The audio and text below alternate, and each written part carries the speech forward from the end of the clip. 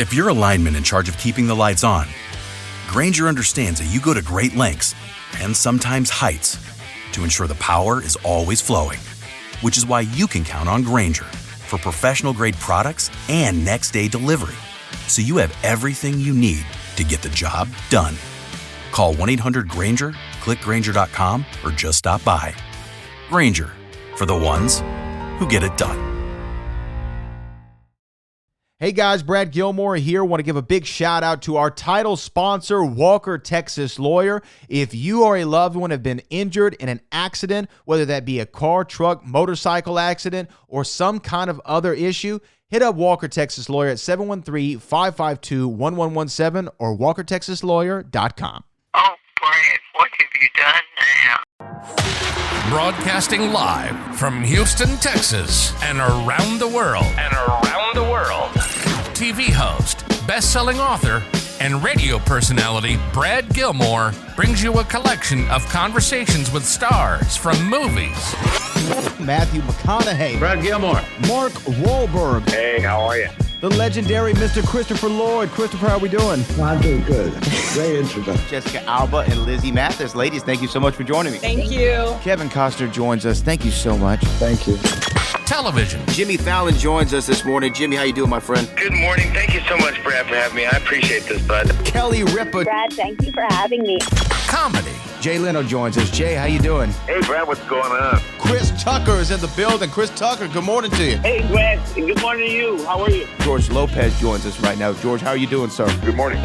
Music. Lola Monroe. Thank you. Thank you for having me. The legendary frontman of AC/DC, Brian Johnson, joins us right now. Brian, how you doing? Good morning, Brad. What lovely to talk to me. Funny lad. Megan Trainor. Thank you so much, Brad. You're awesome. Chloe Bailey joins us. I appreciate the time. Appreciate you.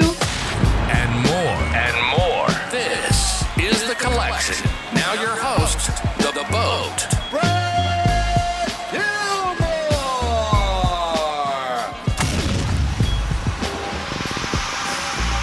Here to join me right now to talk about Joan Rivers, a Dead Funny All-Star tribute, which is going to be coming to NBC on May the 13th at 10 p.m. Eastern, and again on Peacock, an uncensored version, on May the 14th. She's also the host of the Group Text podcast. The one and only Melissa Rivers joins us. Melissa, how are you? I'm good, thank you. How are you? I'm doing great. Look, I'm so excited about this special. I can't even begin to tell you. And I'm sure it's. I'm just going to be honest. I'm not saying this. It is funny.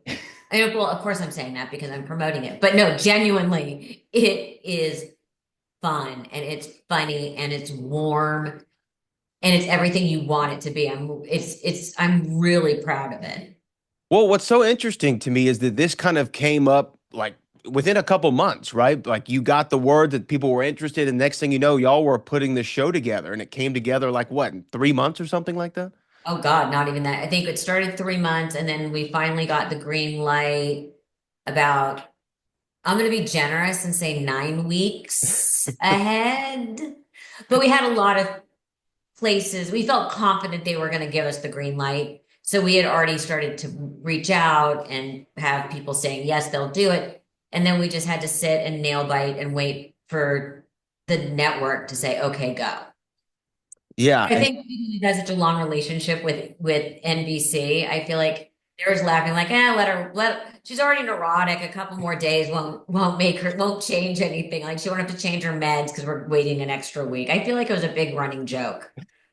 Well, I mean, to me also for this special to be on NBC, it means a lot. I'm such a fan of comedy, and your mother, and I mean this truly, your mother's one of 3 people that I remember where I was when I heard of their passing, and it affected me. Like I remember the moment I saw it and the news of it, because your mom was such a trailblazer. And I'm not saying anything you don't know, obviously, but even going back to when she was hosting The Tonight Show, filling in for Johnny, and then all the way through what she did on the E! Networks with Fashion Police. And she was relevant her whole career, in my opinion. I think NBC was the perfect home for it. And I'm glad that they felt the same way also, because E! was part of NBC and The Tonight Show. And even for me, I think of NBC and the subsidiaries of NBC now as my home. It's my home network. I know it sounds so weird, but I grew up playing in the halls of the Burbank studios when that's where the Tonight Show was based. So it was the perfect home. And like you brought up, it was so important for my mom personally to stay relevant. That was her big, giant fear. And to see the special and realize that she is still relevant and the topics she's talking about still matter today, and the material still is dead on and feels fresh. I think that was her genius. Well, it's so interesting you say that, because I was watching just old clips of her, just even on the Fashion Police, even on the Tonight Show, I mean, some stand-up bits and things, and the jokes are still so biting, and they're still so funny, and the jokes she was telling in the 70s on the Tonight Show almost feel like she wrote them about 2025, is how great they were. 100%. And I think, you know, in hindsight, of course, she wasn't thinking that when they were doing it, when she was doing it, because she was never one to think about her legacy. Really? She's like, I don't want to hear about my legacy. And I think I've had 3 conversations with her in her life about legacy. And I think one of them was like, just you wait and see. For everyone who complains about me and hates me, as soon as I die, they're going to call me the genius. And that is exactly what happened. Yeah, she was very self-aware. So I think, I think all of us, especially I learned that during the making of the special and drew the connection that what she said exactly in the 70s is just as funny today. And it's the same topic, which from a historical perspective is really kind of scary and sad. A little bit. But, you know, I just love that everyone stood in the green room, all of these phenomenal comedians, kind of watching, kind of not, and listening to each other. And then every time we put up a clip of my mom and they could see it, the room went quiet and they all watched, and everyone walked away from the evening going, still the funniest person in the room. Yeah, I heard you make mention of that she, I mean, we're talking about people like Margaret Cho, Nikki Glaser, Tiffany Haddish, Chelsea Handler, just to name a few, Bill Maher, Howie Mandel. And I'm sure everybody gave you like an emphatic yes when y'all reached out of like, of course. Because, I mean, you said that she never thought about legacy, but it strikes me as strange because she was such an icon even in her day, in my opinion. Like, did she not feel the icon status? I don't know. I think she did, but she didn't like it because to her that meant over and old. And it was always goes back to the word relevant. Mm-hmm. You know, it always is so funny to me because there's people who never even knew about the Tonight Show that only learned about her, you know, from different ways and from E! And the concerts and stuff like that. But to her, relevant and icon meant you weren't relevant anymore. Right, like you're just kind of focusing on your past work as opposed to what you're doing now. Exactly, and that was her biggest fear. I was always so interested of like, how did she stay on top of everybody? Like even and I keep referencing the Fashion Police, and I will tell you, like I was a religious watcher of it. I just loved everything she did on that show so much. And yourself. Now, did you watch for the comedy or the boobs?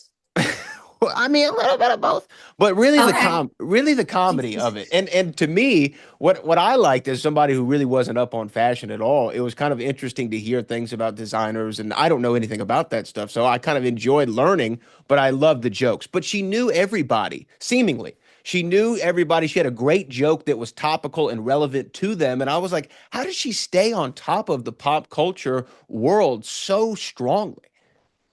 She was very, she always wanted to surround herself with friends of all different age groups. And I think that was it. To be honest, with Fashion Police, she would say to me half the time, who are these people? And I would tell her, she's like, oh, okay. But that didn't, you know, but that's like, I feel that now. I look at the Met Gala the other night. I'm like, I don't know who half these people are. Yeah. You know, and it makes me feel stupid and old. But she really stayed on top of everything. And she read everything, and she was so social and, you know, made sure she was around people she never wanted to be sitting around with a bunch of old people. You know, she had friends of mine that she communicated with on a regular basis. You know, so she really stayed especially with the comedians, especially with the comedians. You know, with all the different TV shows, she'd be like, you know, it's another ensemble show with a bunch of, you know, 20 somethings. So, you know, she would, but she also always was very aware of who was popping and who was very talented. Yeah, it seemed that way. But and to me, another thing about her comedy was it was no holds barred. Anybody who knows your mother knows there was no bounds that she would not be willing to go to. Her appearances on Howard Stern were that of legend. I would always love when she was on Stern because she would be incredibly funny. And I feel like her thing was, I'm just looking for the joke. And as long as you're looking for the joke, it almost feels like anything is on the table. Absolutely. You have to look at her in a way. She loved celebrities. She loved the entertainment business. She was a fan. And so much of it, even the most biting, was for the joke. But you had to start with the baseline of she was a fan. She was a fan of her business. She felt so lucky every day to be able to make a living in her chosen profession. And that awe never left her. She used to say the red carpets were like the best cocktail party ever. You get to meet everyone you've ever wanted to meet. You get to talk to them for like 3 minutes and move on. So you don't even get bored talking to them. But she's like, the red carpets are the greatest cocktail party ever. You know what? I could see how much fun y'all would have on those Eli from the red carpet specials, and that is kind of a good thing. 3 minutes, keep it moving, not have to worry about too much. I like and then that you see them myself. over and over again, and you're like, oh, and then you start to get to know people a little bit, or you'll see them out socially. But it's fun, and I think that's lost now. We're not allowed to have fun on the carpets anymore. We're not, but that's a whole separate podcast. And Well, but that does is an interesting point to bring up is that I feel like because the pendulum swang way far one way in the last several years when it came to what was okay and not okay in terms of comedy, what people were willing to laugh at and not willing to laugh at. I feel that your mother would have still been fearless through that time and maybe even ramped it up some. I'm not sure she would have ramped it up. I don't think there was a lot more ramping up to go. I think she would have been very disturbed by where everything went and so woke and so cancel culture. And I think legitimately she would have had fear, but I think she would have figured it out. And I was laying in bed one night and it hit me exactly how she would have handled it. She would have gone on and say, well, this is everything I was going to talk about. These were the jokes I was going to tell, but I'm not allowed to anymore. You know what I mean? She would have been like, well, I would tell you that so-and-so, XYZ. Oh, but that's right. I can't. And I think that would have been how she spun it. Yeah, I could see that. That's really brilliant, actually. I could, I could see that somehow, that light bulb going off in her head. And if it didn't, I would have told her. Be like, hey, Mom, this is a great way to get around this. This is how we thread the needle. So when it comes to this special, again, Joan Rivers, a Dead Funny All-Star tribute, going to be on NBC May the 13th. I heard you say that your mother never referred to it as her career. It was always the career. This is the career. And by proxy, I guess you always felt as a part of the career as well.